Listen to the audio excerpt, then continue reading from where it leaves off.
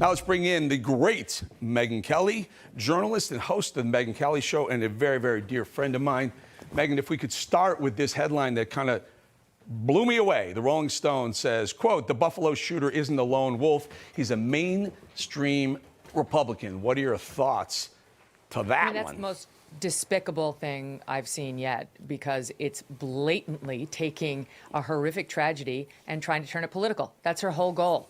Her whole goal, this reporter, has been for some time to take down Republicans writ large, to blame anything bad that happens with respect to this country on the Republicans. This is a person who was fired from her job at the New Yorker for trying to malign falsely an ICE agent as having a Nazi tattoo. In fact, it was a tattoo that all the guys in his platoon in Afghanistan had to commemorate their experience there. Okay, it wasn't a Nazi tattoo, but only this sick person's mind goes there, and she got fired, rightly, from the New Yorker. She was forced out. Then guess where she landed? Media Matters, an organization founded to ruin Fox News.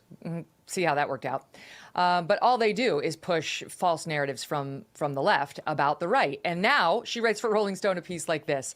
Totally dishonest and disgusting. And what you outlined in your talking points is dishonest and disgusting, too.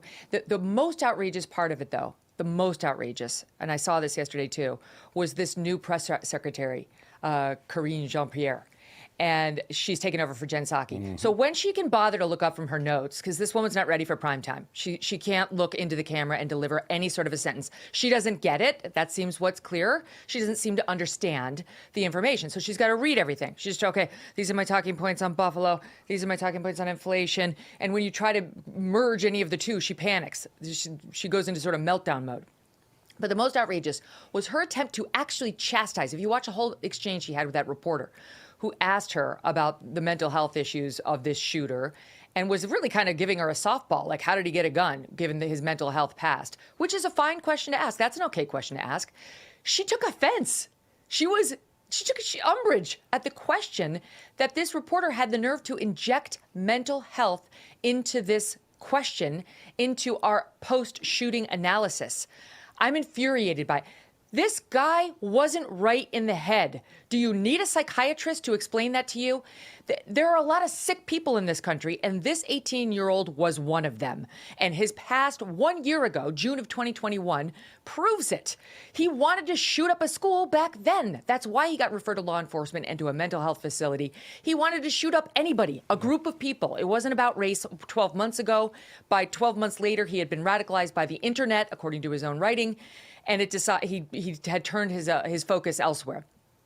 I'm not saying it wasn't a racist attack in Buffalo. I'm saying this is a sick, sick guy. Mm-hmm. And for her to try to say, not only should we not make this about mental health, but you will be chastised if you even raise the issue, shows they don't give a damn about getting to the bottom of this and actually preventing further shootings. You know, if I may, Eric. Yeah. When I was at NBC and prior to that at Fox, I anchored so many of these mass shootings. Mm-hmm. I had been on the air for far too many, from Newtown to what happened in Florida and all in between.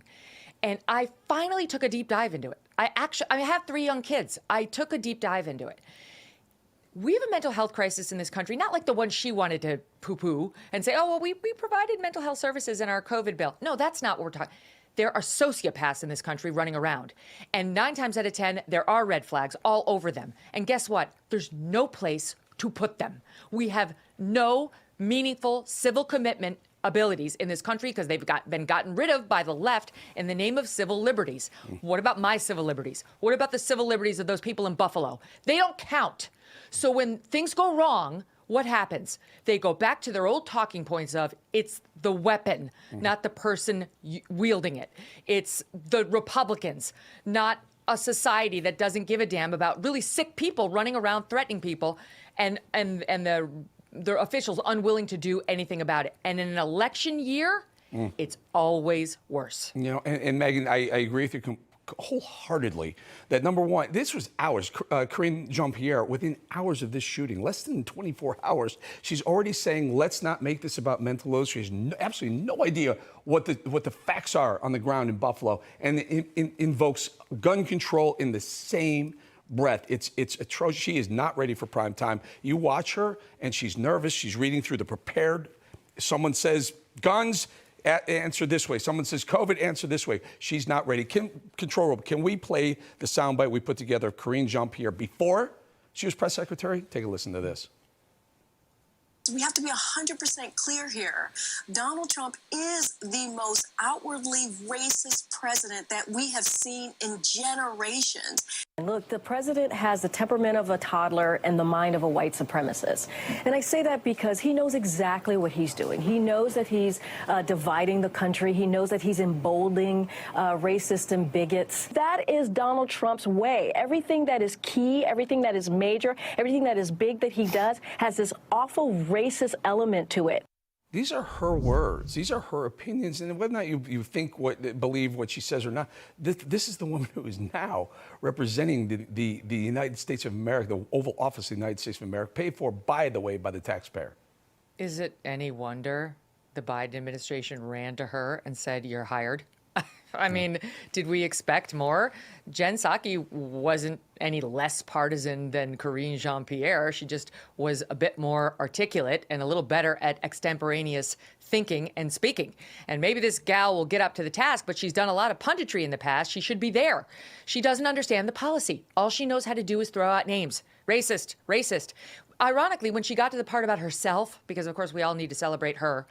Oh, you know, I'm a black, gay, immigrant woman. She read that too. I mean, is there anything she can just speak contemporaneously off the top of her head about other than Donald Trump is a racist? That's a long list to remember. It's a long list. You know, always great having you on. I appreciate you coming on. I love coming on your show as well. Megyn has a wonderful, one of the top-rated podcasts in the country, folks. You need to listen to it. Make sure you catch her podcast and also catch Megyn Kelly, her show on SiriusXM. Great having you on, my friend. Thanks, Eric. Always good to talk to you. See you soon.